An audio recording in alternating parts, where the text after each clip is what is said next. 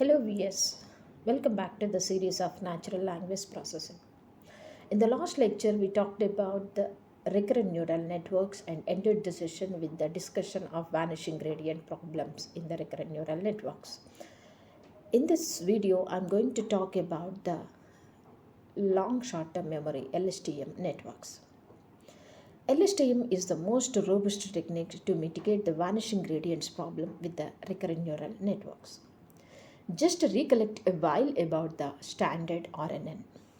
This picture depicts the RNN as a series of repeating modules and each contain a simple computation node. The red line shows how information is flowing within RNN.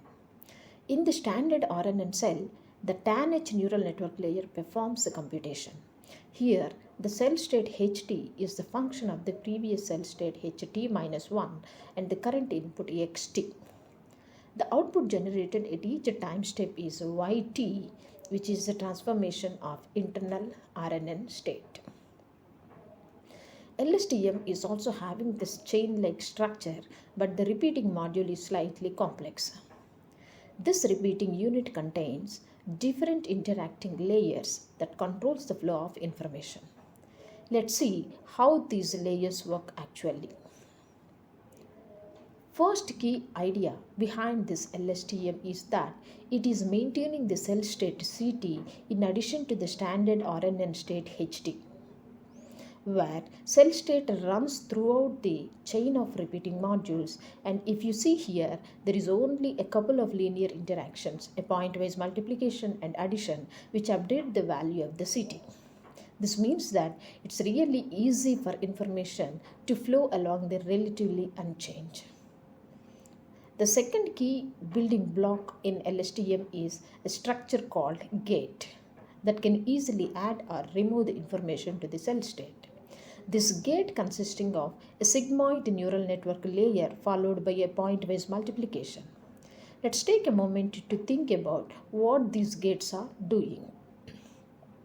This sigmoid function is special because it's forcing the input to the gate to be between 0 and 1, and intuitively you can think of this as capturing how much of the input should be passed through the gate. If it is 0, do not pass any information, and if it is 1, pass all the information through the gate, and thus it regulates the flow of information. Thinking of LSTM operation at a high level, it works basically in 4 key steps: forget, store, update, and output. First, they forget the irrelevant history, then perform the computations to store the relevant parts of the new information, then use these 2 steps together to selectively update the internal state, and finally they generate an output. The first step in a LSTM is to decide what information is going to be thrown away from the prior cell state to forget irrelevant history. Here, ft is the parameterized with the weights and biases, looks at previous information ht minus 1 and current input xt, and outputs a number between 0 and 1. That's why it is completely forgetting the information and completely keeping that information, and then passes it along this decision. The second step is decide what new information is going to be stored in our update cell, and to actually execute that update. So there are 2 steps to do this. The first is sigmoid layer, which you can think of getting the input, which identifies what values we should update. Secondly, we have a TANH layer that generates a new vector of candidate values that could be added to the state. Now we can actually update our old state ct minus 1 to new cell state ct. Our previous 2 steps decide what we should do. Now it is about actually executing. So to perform this update, we first multiply our old cell state ct minus 1 by forget state ft, then add our state of a new candidate values scaled by the input gate to selectively update each state value. The next step is to take both the relevant parts of prior information and as well as the current input, process this information in some way and uses this to selectively update the cell state. Finally, we just need to decide what we are going to output, and actually the output yt is going to be filtered version of our internal state that we have been maintaining and updating along. So we are going to use a sigmoid layer to get where we are going to output, and we put our recently updated cell state CT through a tanh layer and then multiply this by the output of sigmoid gate. Finally, we'll return an output as an updated hidden state, which will be the input to the next time step. To think about how LSTM overcome the vanishing gradient problem, let's consider the relationship between CT and CT minus 1.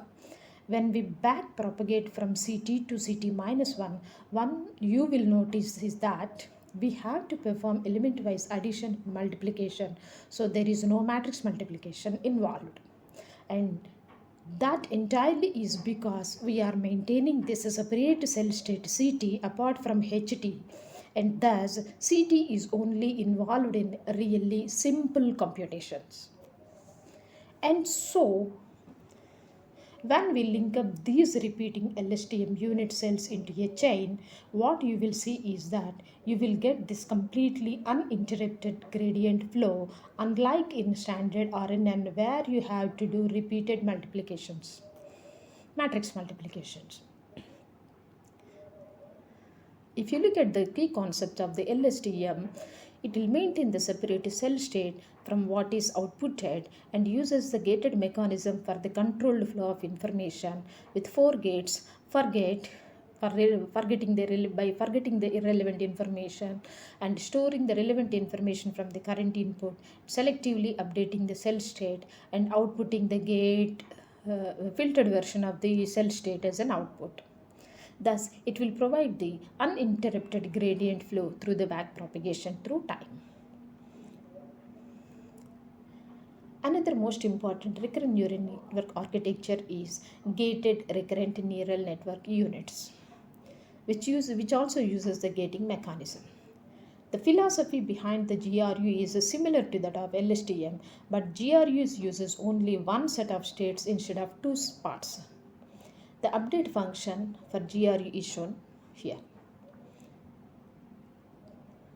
The LSTM was followed by the GRU, and both have the same goal of tracking the long-term dependencies effectively while mitigating the vanishing and exploding gradient problems. So when to use the GRUs in compared to LSTMs? GRUs uses less training parameters and therefore use less memory. So execute faster and train faster than LSTMs. So LSTMs are more accurate on dataset using the longer sequences. So in short, if sequence is large or accuracy is very critical, go for LSTM, whereas for less memory computations and faster operations, go for GRU. This is all about LSTM, GRU, and simple recurrent neural networks. Thank you.